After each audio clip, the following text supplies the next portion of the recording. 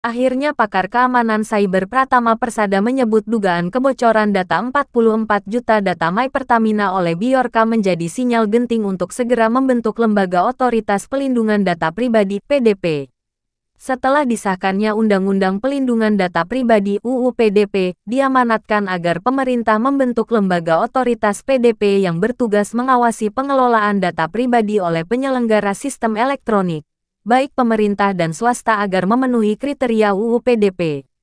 Saat ini yang terpenting adalah segera membentuk lembaga pengawas PDP atau apapun namanya, Komisi PDP misalnya. Ini sudah diamanatkan UU PDP agar Presiden membentuk Komisi PDP segera setelah UU berlaku, ujar Charmen Cisrek ini seperti keterangan tertulis yang diterima Detik.net, Sabtu, tanggal 12 November tahun 2022. Komisi PDP ini nanti yang tidak hanya mengawasi namun juga melakukan penegakan aturan serta menciptakan standar keamanan tertentu dalam proses pengolahan pemrosesan data. Dalam kasus kebocoran data seperti My Pertamina ini, bila ada masyarakat yang dirugikan bisa nantinya melakukan gugatan lewat Komisi PDP, sambungnya.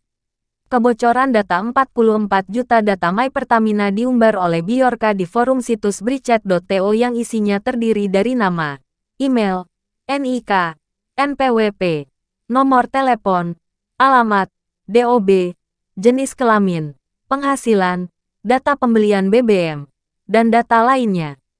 Pratama mengemukakan, data yang diklaim oleh Bjorka berjumlah 44.237.264 baris dengan total ukuran mencapai 30 gigabit bila dalam keadaan tidak dikompres.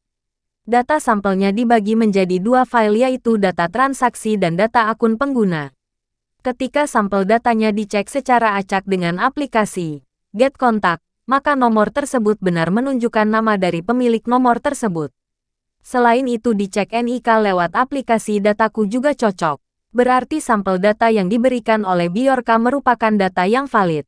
Adapun data yang berjumlah 44 juta ini dijual dengan harga $25.000 Amerika Serikat atau sekitar 400 juta rupiah menggunakan mata uang Bitcoin. Sampai saat ini sumber datanya masih belum jelas. Namun soal asli atau tidaknya data ini ya hanya Pertamina sendiri yang bisa menjawabnya. Karena aplikasi ini dibuat oleh Pertamina yang juga memiliki dan menyimpan data ini. Jalan terbaik harus dilakukan audit dan investigasi digital forensik untuk memastikan kebocoran data ini dari mana. Jelas pria asal Cepu, Jawa Tengah ini. Disampaikannya, perlu dicek dahulu sistem informasi dari aplikasi My Pertamina yang datanya dibocorkan oleh Bjorka. Apabila ditemukan lubang keamanan, berarti kemungkinan besar memang terjadi peretasan dan pencurian data. Namun dengan pengecekan yang menyeluruh dan digital forensik, bila benar-benar tidak ditemukan celah keamanan dan jejak digital peretasan, ada kemungkinan kebocoran data ini terjadi karena insider atau data ini bocor oleh orang dalam.